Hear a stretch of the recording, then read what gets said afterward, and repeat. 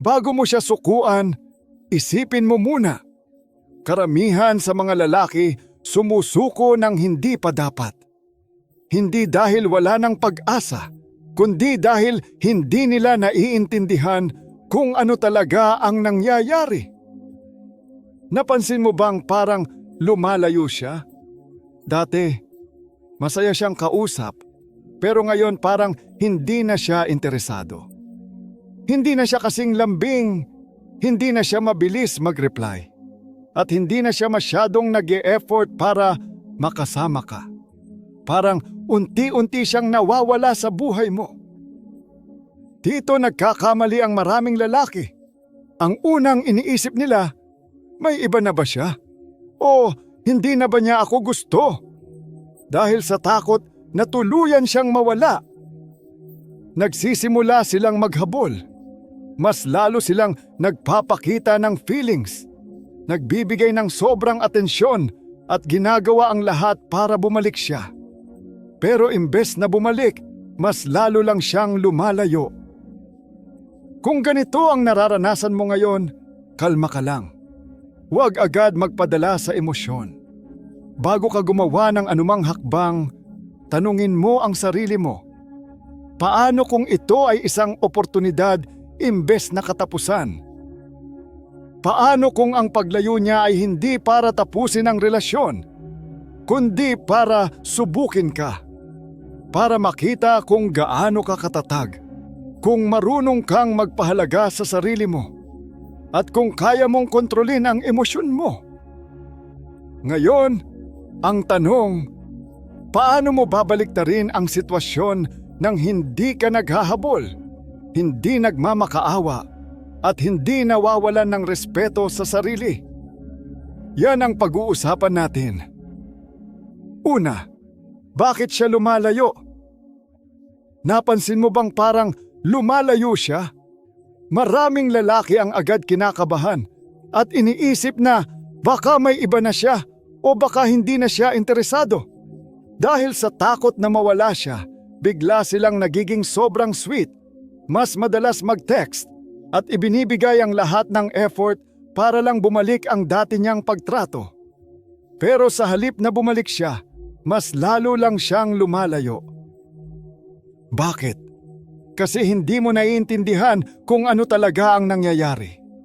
Hindi nawawala ang feelings ng babae ng biglaan. Hindi siya basta gigising isang araw at magpapasyang hindi ka na niya gusto. Ang totoo, dahan-dahan itong nangyayari. Unti-unting nawawala ang excitement, ang challenge, at ang misteryo sa relasyon. Minsan, hindi niya rin sinasadya, pero subconsciously, tinetesting ka niya. Gusto niyang makita kung paano ka magre-react kapag hindi na siya kasing lambing ng dati. Matataranta ka ba? Maghahabol ka ba? O mananatili kang kalmado at kumpiyansa sa sarili mo? At dito nagkakamali ang maraming lalaki. Imbes na hayaan siyang bumalik ng kusa, lalo silang nagpupumilit. Mas madalas mag-text, mas maraming tawag, at minsan halos magmakaawa na. Ang problema, imbes na bumalik ang dating init, mas nawawalan siya ng interes at respeto. Bakit? Dahil kapag sobrang available ang isang bagay, hindi na ito pinapahalagahan. Ano ang tamang gawin? Huwag maghabol. Huwag magmakaawa. Matuto kang pahalagahan ang sarili mo. Pangalawa, ang silent test na hindi mo napapansin. Napansin mo bang bigla siyang lumamig o parang hindi na kasing sweet ng dati? Hindi niya ito laging sinasadya, pero madalas isa itong silent test. Paraan niya para makita kung paano ka magre-react kapag hindi na siya ganoon ka-attentive sa'yo. Ano ang gusto niyang malaman? Malakas ba ang kontrol mo sa emosyon? Kapag lumayo siya, mananatili ka bang kalmado o magpapanik ka? May iba ka bang options o siya lang? Kapag naramdaman niyang siya lang ang mundo mo, baka lalo siyang mawalan ng interes. Mananatili ka bang matatag o maghahabol ka? Gusto niyang makita kung confident ka sa sarili mo o kung madali kang madala ng emosyon. Dito madalas nagkakamali ang maraming lalaki. Sa halip na manatiling chill, nagdo-double text sila, agad nag-aalala at pilit ibinabalik ang dating closeness. Kapag hindi siya nag-reply agad, magpapadala ulit ng message. Kapag nag-iba ang kilos niya, agad magtatanong ng, "Okay ka lang ba? May problema ba tayo?" At kapag nakansela ang date, mabilis mag-aalok ng bagong schedule. Ang problema, lalong bumababa ang atraksyon dahil pinapakita mong kontrolado ka ng emosyon mo. Paano mo mapapasa ang test na ito? Huwag maghabol. Kapag lumayo siya, huwag mong pilitin. Huwag mag-react agad. Huwag padalos-dalos sa pagte-text o pagpapakita ng sobrang concern. Panatilihin ang respeto sa sarili. Kapag kalmado ka at hindi siya hinahabol, mas lalo kang nagiging valuable sa kanya. Ang pinakamalakas mong sagot sa test na ito, katahimikan at kumpiyansa sa sarili. Pangatlo, ang lakas ng distansya at pagtitimpi. Maraming lalaki ang nagkakamali sa pag-aakala na mas mamahalin sila ng isang babae kapag lagi silang nandyan, laging available, at palaging nagpapakita ng effort. Pero ang hindi nila alam ay ito. Mas naa-attract ang babae sa pagkawala mo kaysa sa palagi kang nandyan. Kapag palagi kang present, madaling maabot at laging nauuna sa kanya, nawawalan siya ng interes. Bakit? Kasi wala na siyang kailangang gawin para makuha ang atensyon mo. Alam niyang kahit anong mangyari, andyan ka lang.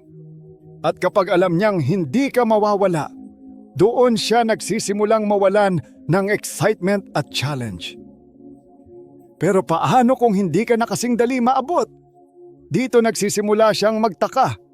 Bakit hindi siya nagre-react? Bakit hindi siya nag-message? May iba na ba siyang pinagkakaabalahan? Kahit wala kang ginagawa, nagsisimula na siyang mag-isip tungkol sa iyo. Paano mo ito magagamit ng tama? Huwag siyang i-text agad. Kung hindi siya nagparamdam, huwag mo siyang unahan. Huwag mag-like sa post niya. Huwag ipakita na nakatutok ka pa rin sa kanya. Unahin ang sarili at layunin sa buhay. Gamitin ang oras mo para sa mas mahalagang bagay kaysa sa paghihintay sa kanya. Ano ang epekto nito? Nagsisimula siyang magtaka kung nawala na ang interes mo at doon niya mararamdaman ang pagkawala mo. Kapag napansin niyang hindi ka na kasing available tulad ng dati, mas lalo kanyang maaalala at mapapansin ang halaga mo. Pang-apat, ano ang dapat gawin kapag siya ay lumalayo? Kapag napansin mong lumalayo siya, ano ang unang gagawin mo? Maraming lalaki ang agad na nag-aalala at sinusubukang ayusin ang sitwasyon. Minsan, nagpapakita sila ng sobrang daming emosyon. Paulit-ulit na sinasabi kung gaano nila kamahal ang babae. O kaya bumabawi sa sobrang sweet na paraan. Iniisip nila na kung gagawin nila ito, babalik ang dating lambing ng babae. Pero ang totoo, mas lalo siyang lalayo. Bakit? Kapag nag-overreact ka at nagpakita ng sobrang pag-aalala, pinapakita mong hindi mo kaya ang distansya. Pinapakita mong ikaw ang mas nangangailangan at dahil dito, parang nawawala ang halaga mo sa paningin niya.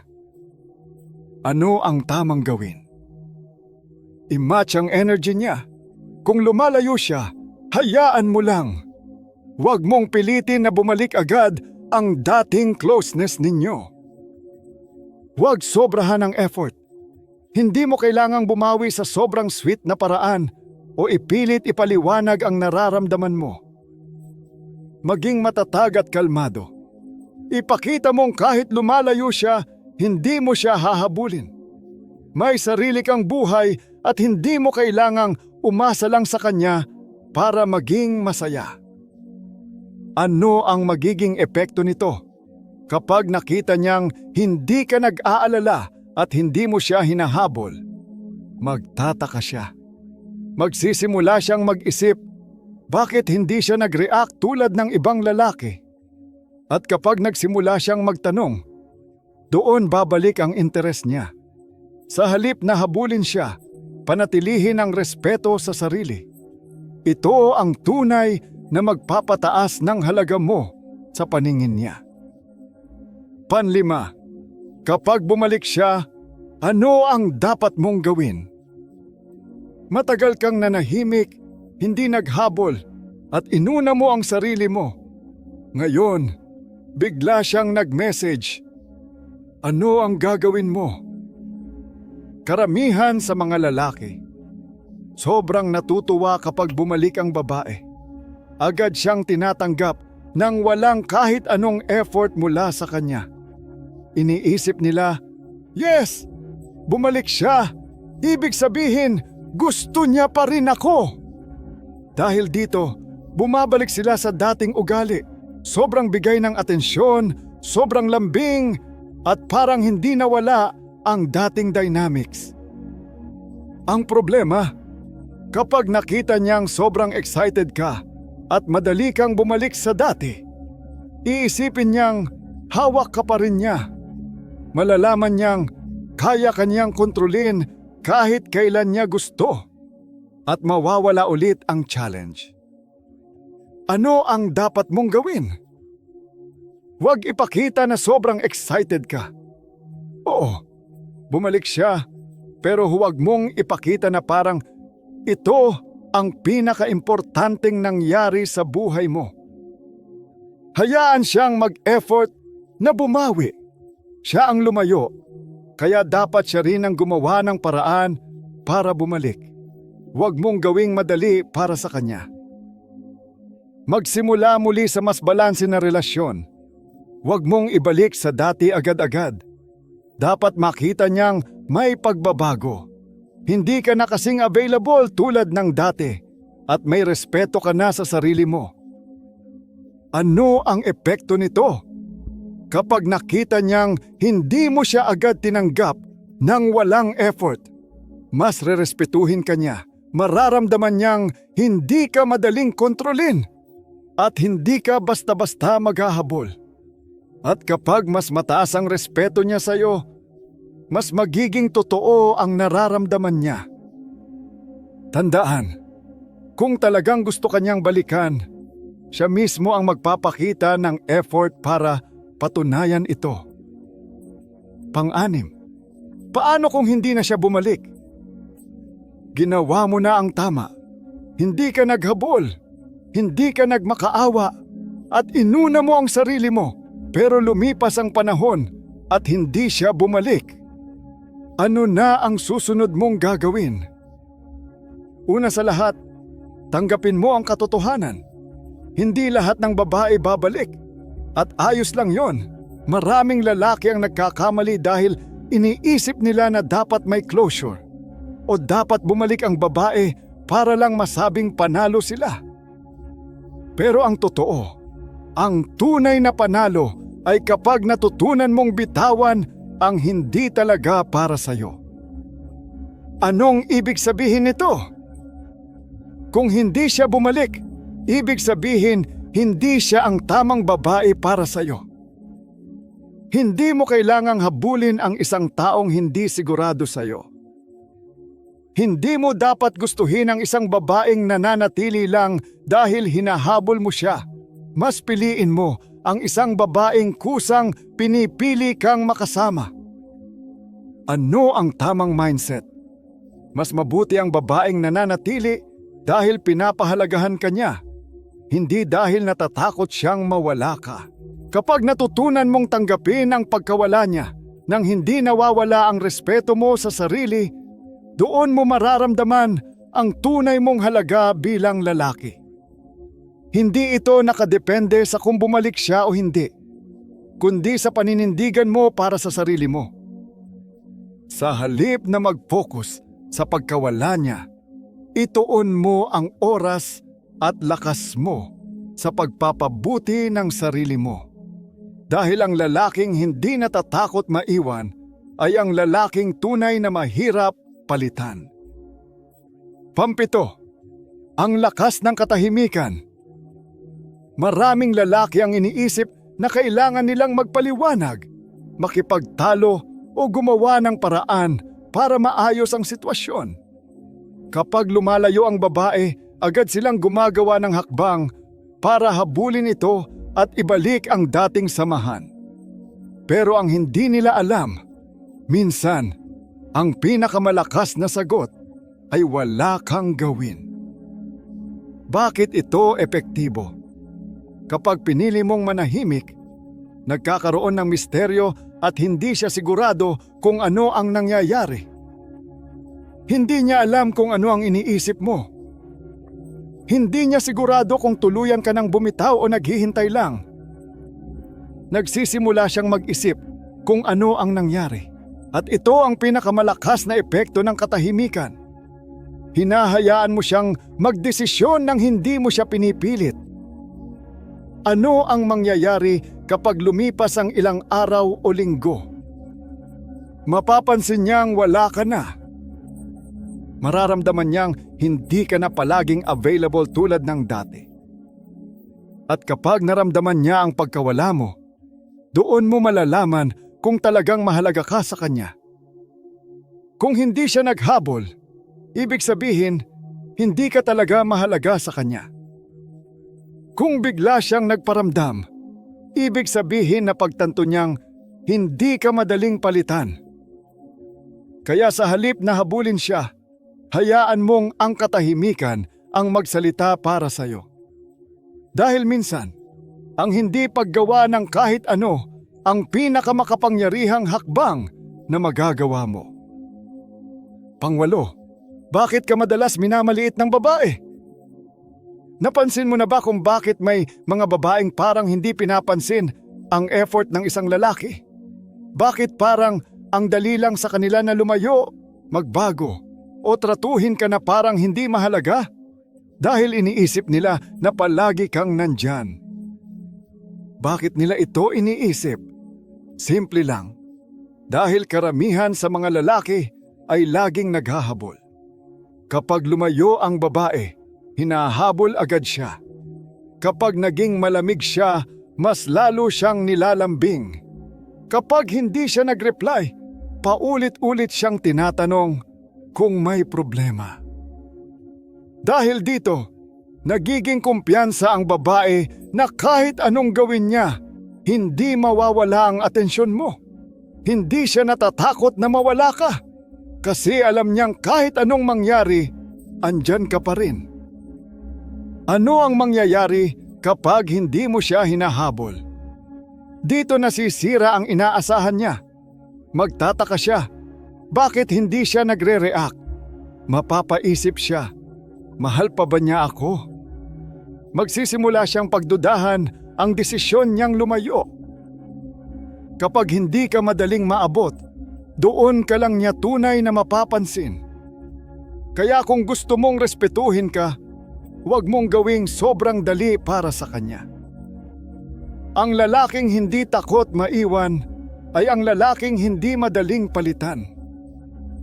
9, kailan nagsisimula siyang maramdaman ang pagkawala mo? Sa simula, parang wala lang sa kanya. Normal lang. Hindi ka nag-text, hindi ka tumawag, hindi ka nagparamdam. Iniisip niya, babalik din yan. Hintayin ko lang. Pero habang lumilipas ang mga araw, nagbabago ang pakiramdam niya. Ang katahimikang dati niyang hindi pinapansin, biglang nagiging kakaiba. Wala kang text, wala kang tawag, wala kang kahit anong interaction sa social media niya. At dito siya nagsisimulang mag-isip, Tinitingnan niya ang phone niya. Akala niya may mensahe ka, pero wala. Napapaisip siya. Ako na ba ang nawalan?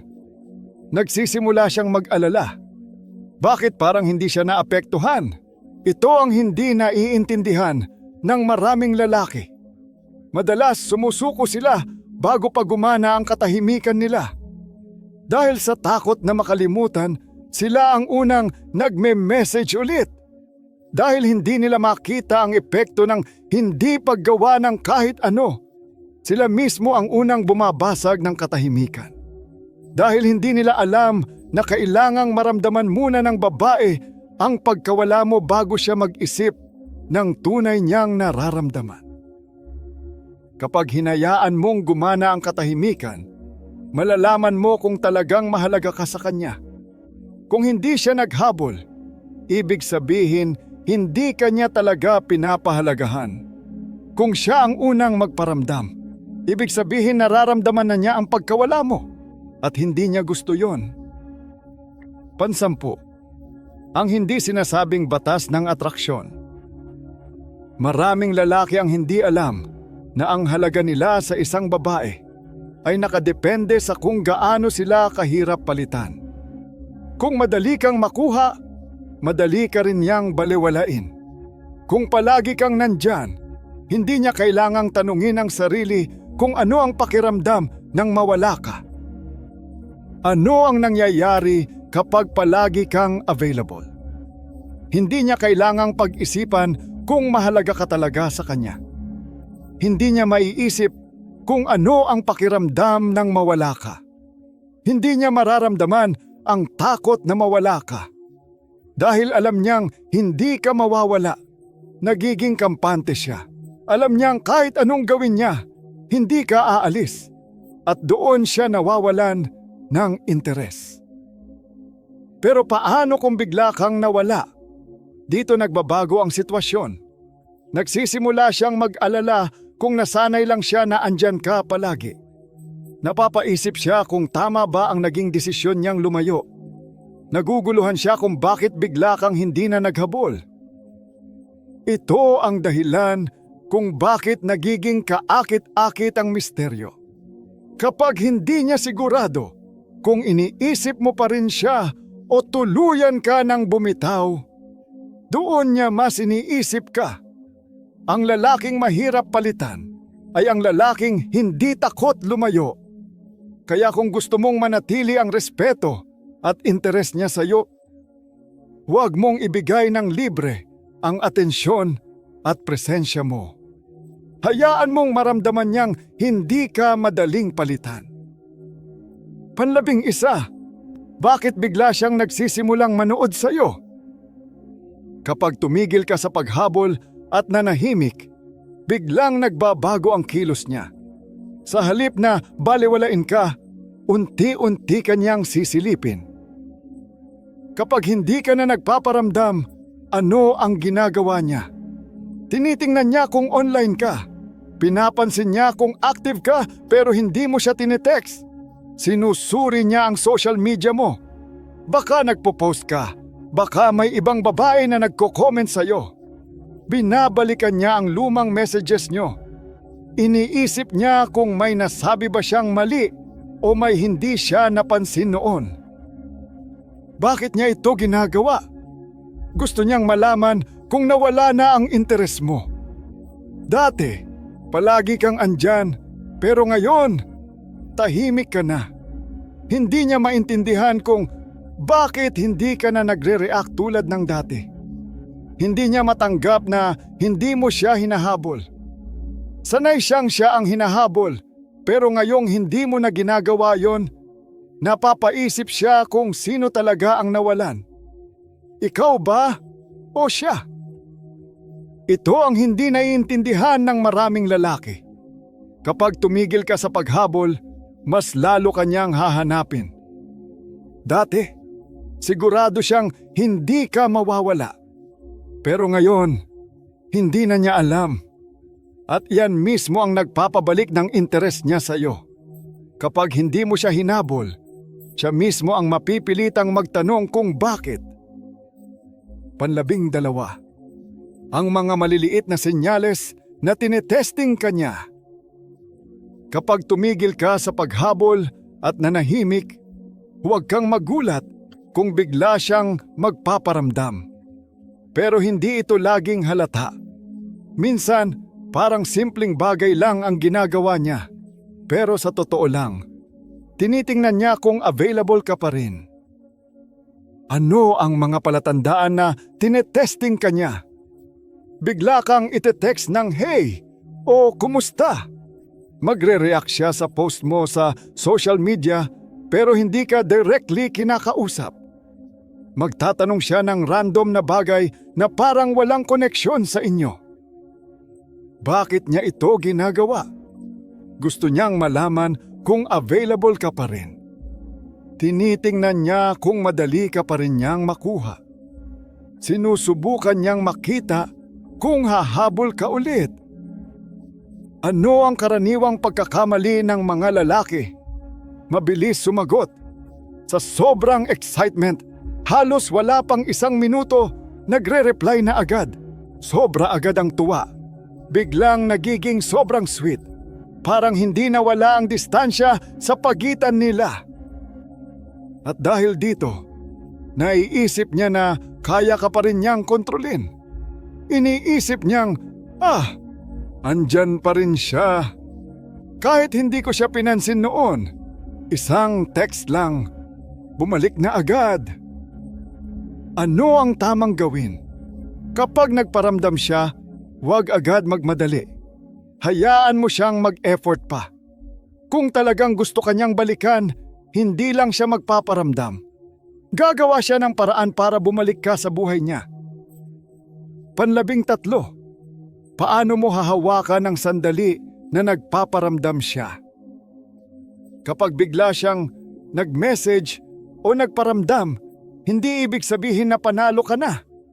Maraming lalaki ang iniisip na kapag bumalik siya, okay na ulit ang lahat. Pero ang totoo, ito ang pinaka-importanteng sandali. Dito mo malalaman kung talagang seryoso siyang bumalik o naglalaro lang. May 2 pagpipilian ka sa puntong ito. Una, bumalik sa dating pattern. Ito ang pinakamalaking pagkakamali. Kapag bumalik ka agad sa dati mong ugali, sobrang bilis mag-reply. Masyadong excited at ibinigay mo agad ang buong atensyon mo. Babalik din siya sa dating mindset. Iisipin niya, madali ko pa rin siyang makuha. Wala namang nagbago. Pangalawa, maging kalmado at hayaan siyang mag-effort sa'yo. Ito ang tamang diskarte. Huwag kang agad magmadali. Hayaan mo siyang patunayan kung talagang gusto kanyang balikan.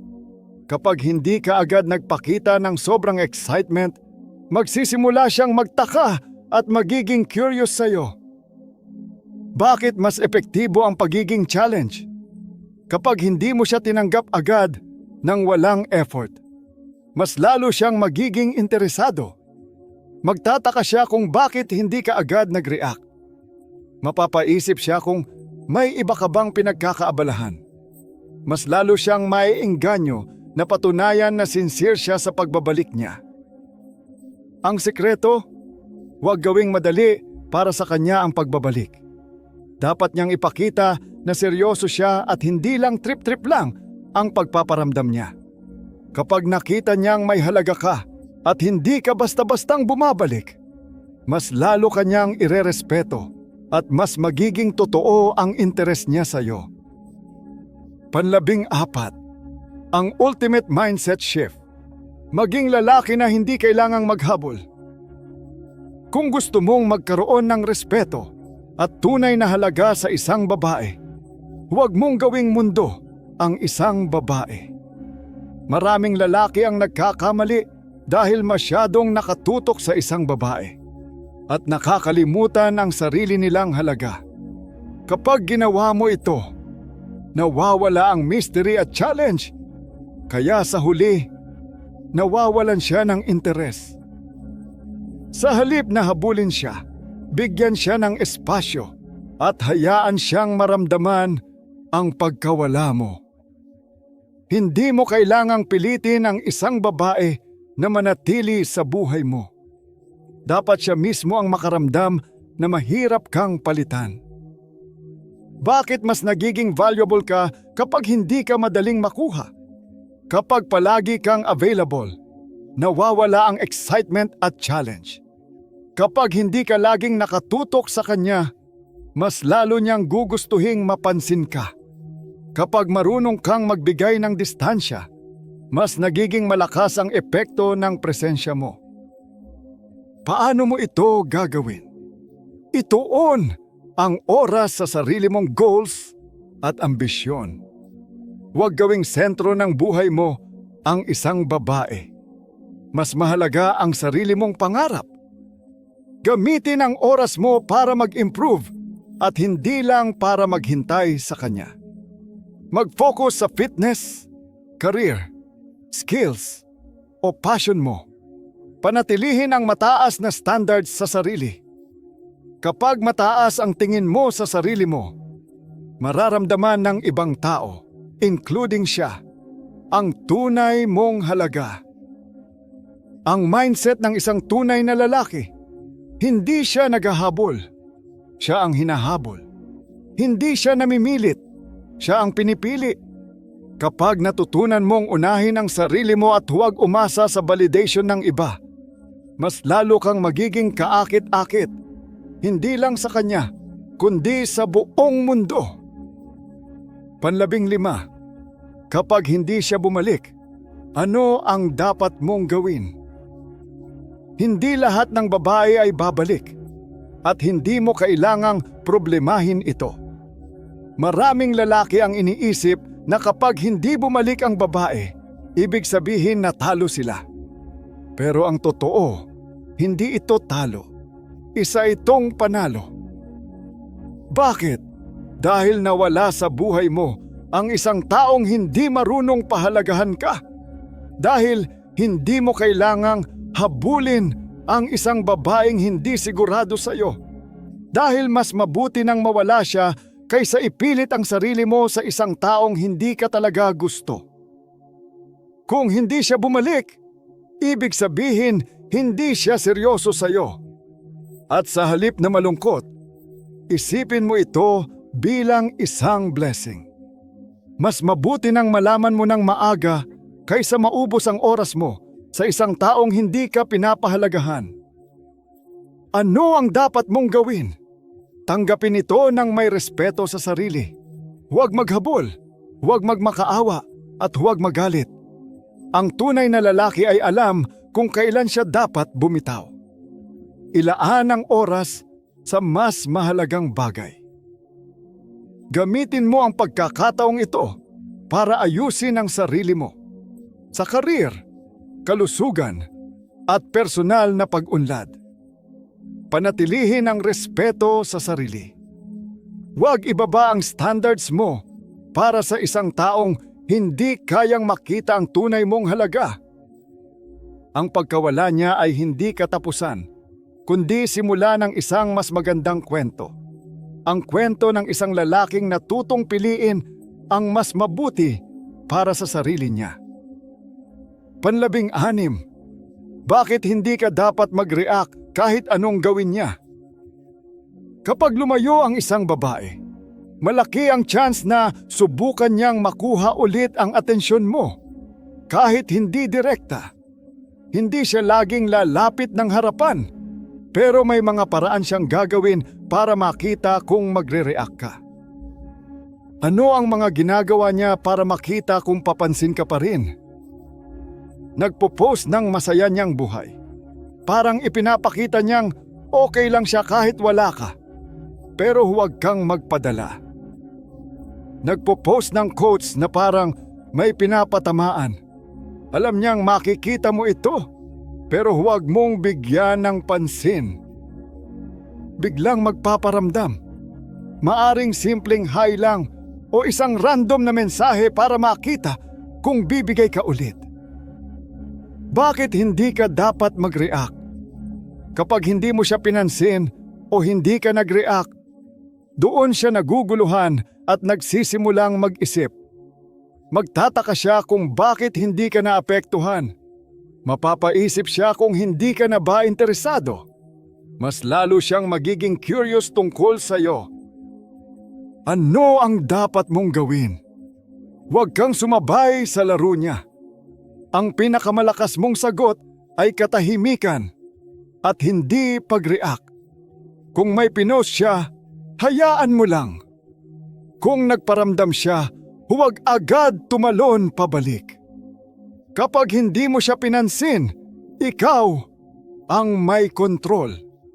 At sa puntong ito, siya na mismo ang magsisimulang maghabol. 17. Detachment. Ang tunay na game changer. Maraming lalaki ang iniisip na para manatili ang interes ng isang babae, kailangan nilang ipakita kung gaano nila ito kagusto. Pero ang totoo, mas nagiging interesado ang babae kapag hindi mo siya hinahabol. Kapag hindi mo na siya hinahanap, doon siya nagsisimulang maghanap sa'yo. Kapag hindi mo na siya hinahabol, doon niya maiintindihan ang tunay mong halaga. Ito ang tinatawag na detachment, ang kakayahang maging masaya at buo, kahit wala siya, kahit hindi mo makuha ang atensyon niya. Ano ang ibig sabihin ng detachment? Ang tunay na lakas ng isang lalaki ay hindi sa pagiging dominante o palaging nagpapakita ng interes. Ang tunay na lakas ay nasa pagiging detached. Hindi mo kailangang umasa sa atensyon o reply niya para maramdaman mong mahalaga ka. Hindi mo kailangang patunayan ang sarili mo sa kanya dahil alam mo na ang halaga mo kahit hindi niya ito ipakita. Hindi ka natatakot na mawala siya dahil kung talagang para sa'yo siya, hindi mo kailangang maghabol. Bakit ito ang tunay na game changer? Kapag natutunan mong hindi umasa sa validation niya, ikaw ang may hawak ng kontrol. Hindi mo na iniisip kung kailan siya magre-reply. Hindi mo na sinusubukang kumbinsihin siyang piliin ka. Hindi mo na hinahanap ang kasiguruhan mula sa kanya dahil sigurado ka na sa sarili mo. At sa sandaling matutunan mong maging detached, doon mo makikita ang totoong pagbabago. Dahil ang lalaking hindi takot mawalan ay ang lalaking mahirap palitan. 18. Paano kung bumalik siya? Kapag bigla siyang bumalik, huwag kang magmadali. Maraming lalaki ang nagkakamali dahil sa sobrang tuwa. Agad silang bumabalik sa dati, parang walang nangyari, parang hindi sila iniwan. Pero kung gusto mong mapanatili ang respeto at halaga mo, huwag mong gawing madali para sa kanya ang pagbabalik. Ano ang dapat mong gawin? Huwag bumalik agad sa dating ugali. Kung dati, palagi kang available at inuuna siya sa lahat, huwag mo ulit gawin iyon. Dapat niyang maramdaman na nagbago ka at hindi ka na basta-bastang naghahabol. Huwag ibigay agad ang atensyon at lambing na gusto niya. Minsan, bumabalik lang ang babae hindi dahil gusto kanyang balikan, kundi para lang makita kung kaya ka pa niyang kontrolin. Kung ibibigay mo agad ang atensyon mo, iisipin niyang hindi siya kailangang mag-effort para sa'yo. Hayaan siyang magpakita ng effort bago mo siya bigyan ng pansin. Kung talagang gusto kanyang balikan, dapat niyang patunayan ito. Dapat may effort at consistency bago mo siya muling bigyan ng halaga sa buhay mo. Tandaan, kung tunay kang mahalaga sa kanya, patutunayan niya ito sa aksyon, hindi lang sa salita. Hindi sapat ang I miss you o nagkamali ako. Ang tunay na pagbabalik ay hindi lang sa salita, kundi sa gawa at effort na ipapakita niya sa iyo. Sa huli, ang tunay na panalo ay hindi ang pagsisikap mong kumbinsihin siyang bumalik, kundi ang pagiging isang lalaking hindi kailangang maghabol. Kapag natutunan mong huwag umasa sa atensyon ng isang babae para maramdaman ang halaga mo, mas nagiging kaakit-akit ka. Hindi lang sa kanya, kundi sa iba rin. Ang tunay na lakas ay hindi sa pagiging dominante o sa pagiging laging available. Ang tunay na lakas ay nasa pagiging isang lalaking buo, may respeto sa sarili at hindi takot maiwan. Tandaan ito, hindi mo kailangang habulin ng isang babae para lang mapansin ka. Hindi mo kailangang baguhin ang sarili mo para lang magustuhan ka niya. Ang tamang babae ay hindi mo kailangang pilitin. Siya mismo ang pipili sa'yo. Kung bumalik siya, hayaan mong patunayan niya ang sarili niya. Kung hindi siya bumalik, hayaan mo siyang mawala. Mas mahalaga ang sarili mong halaga kaysa sa kanya. Kung nagustuhan mo ang video na ito, huwag kalimutang i-like, mag-subscribe, at panoorin ang susunod na video. Ito ang eksaktong kailangan mong marinig ngayon.